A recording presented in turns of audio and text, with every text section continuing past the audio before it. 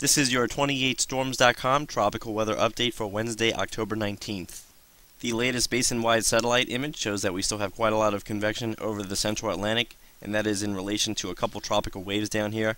However, upper-level conditions are not favorable, and the main system that we were monitoring in the southeast Gulf of Mexico has begun to merge with that non-tropical trough over the east coast of the United States, as we can see on the latest enhanced infrared. But on the water vapor, here comes the dry air and the wind shear, so conditions are not favorable for development anywhere in the basin at the moment.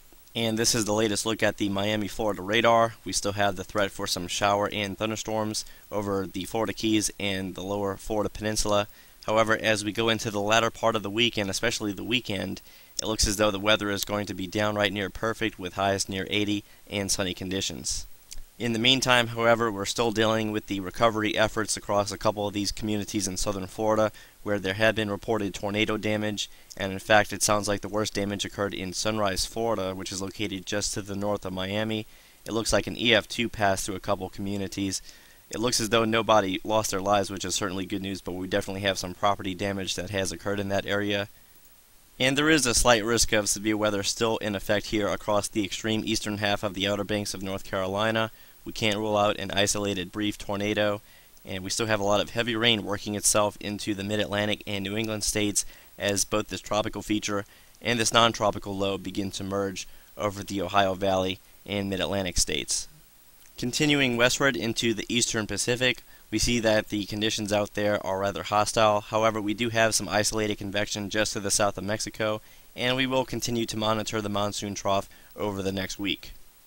The latest forecast from the CMC model is indicating the slight chance for some minor tropical development along the monsoon trough to the south of Mexico. However, it's safely taking this tropical system more out to sea. It's not showing a bend toward the north like we've seen with some of our recent tropical systems in the eastern Pacific. And it's also developing a weak tropical cyclone along the southern half of the stalled cold front, which will eventually be pushing into the western Caribbean over the next 72 hours. However, this is the only model showing development at this time.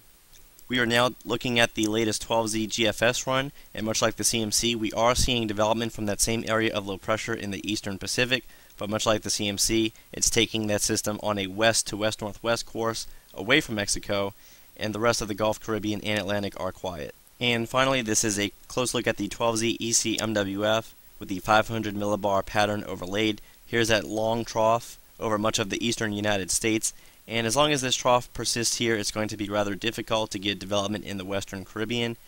However, as we go into 48 hours, notice that we do have a surface high over much of the lower Mississippi Valley, and as we go into Saturday, it's anchored over much of the Tennessee Valley, and this would be a conducive pattern for at least some potential Caribbean development, and that is why the model is beginning to lower the surface pressures just a little bit. However, this high pressure system is fairly progressive, meaning that it's not going to stay in place. In fact, it's going to continue moving off toward the northeast, and eventually we get another surface high begin to develop over lower Texas. However, again, this is a fairly progressive pattern, and until we get another high pressure system anchored over the southeast United States, it's going to be very difficult to get anything over the western Caribbean.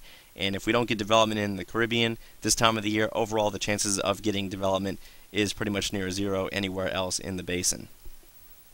So the tropics are relatively calm, as to be expected as we go deeper into October and eventually November.